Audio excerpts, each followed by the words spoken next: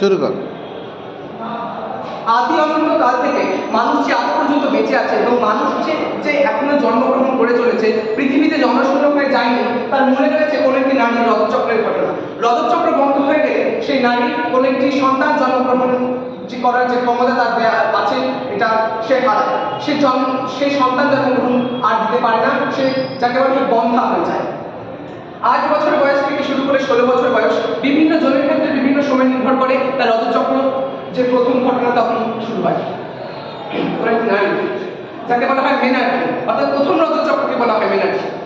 45 থেকে 55 বছরের মধ্যে যখন সেই নারীর বয়স হয়, তখন সেই রজতচক্রের ঘটনা সম্পূর্ণরূপে বন্ধ হয়ে যায়, যাকে বলা হয় মেনোপজ। এই সম্পূর্ণ ঘটনাটার মধ্যে দিয়ে যখন একটি নারী যায়, তখন তাকে বলা হয় মেনস্ট্রুয়েশন সাইকেল।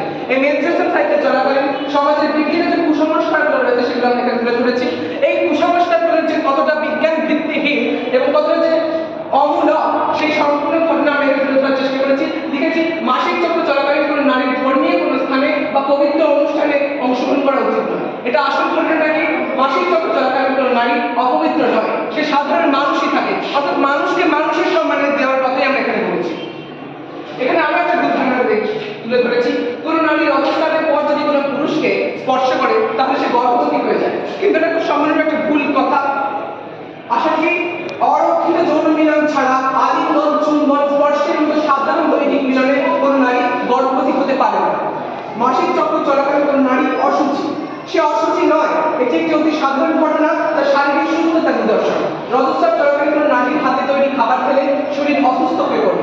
উল্লেখিত ঘটনার ক্ষেত্রে আধুনিক বিজ্ঞান কোনোভাবেই রজস্রাবের ঘটনাকে দায়ী করে না। এই সমস্ত ভুল ধারণার বিপক্ষে যে বিজ্ঞান কি বলছে, বিজ্ঞানের ভাষায় ব্যাখ্যা কি, সম্পূর্ণরূপে আমরা এখানে প্রকাশ করবো। এখানে এই যে গোনাটোট্রপিক হরমোনের মাত্রা, এখানে বিভিন্ন রকম হরমোন, যে কি হরমোনের পরিবর্তনের মাধ্যমে শরীরের যে পরিবর্তন, মানসিক পরিবর্তন, এখানে জিনবাণুর যে পরিবর্তনগুলো রয়েছে সেগুলো আমরা এখানে বিভিন্ন ছবি, লেখা এবং হরমোন যে গ্রাফিক্যাল চেঞ্জেস যেগুলো কিভাবে কি আসছে সেগুলো আমরা তুলে ধরার চেষ্টা করছি। Estrogen, progesterone, inhibitory, stimulating hormone, বিভিন্ন হরমোন এর প্রভাবে শারীরিক যে পরিবর্তন, মানসিক পরিবর্তন সবকিছু তুলে ধরছি। এবং এখানে আমরা বিভিন্ন দশাগুলোকে ভেঙে ভেঙে তার যে পরিবর্তন, জরায়ুর পরিবর্তন, ডিম্বাশয়ের পরিবর্তন এবং কিভাবে কি নিয়ন্ত্রণ হচ্ছে সমস্ত কিছু এখানে লিখে দিয়েছি। অবশেষে আমরা লিখেছি ফ্লাই হাই গার্লস, অর্থাৎ রজতচক্র চলাকালীন যখন তার মেনস্ট্রুয়েশন 4 থেকে 5 দিন চলছে, তাকে সেই সাপোর্টটা দিতে হবে যাতে সেই 5 দিনও তারা আর 5 জন মানুষের মতো, সাধারণ মানুষের মতো জীবনযাপন করতে পারে, এই রজতচক্রকে ছাড়িয়ে তারা আকাশে পাড়ি দিতে পারে, সমস্ত কাজ তারা করতে পারে আর 5টা মানুষের মধ্যে। আমাদেরকে মনে রাখতে হবে, শ্রীরামকৃষ্ণ যখন মা শারদার রজতচক্র চলছিল দক্ষিণেশ্বর কালী মন্দিরে, তখন রজতচক্র চলাকালীনই কালী মন্দিরের, দক্ষিণেশ্বর কালী মন্দিরের মায়ের মন্দিরের সমস্ত কাজ করা থেকে পূজার্চনার কাজ এবং কালীমাতার যে ভোগ রান্না থেকে শুরু করে সমস্ত কিছু রজতচক্র চলাকালীনই শ্রীরামকৃষ্ণের মতাদর্শে সমস্ত কাজ তারা করে আসে।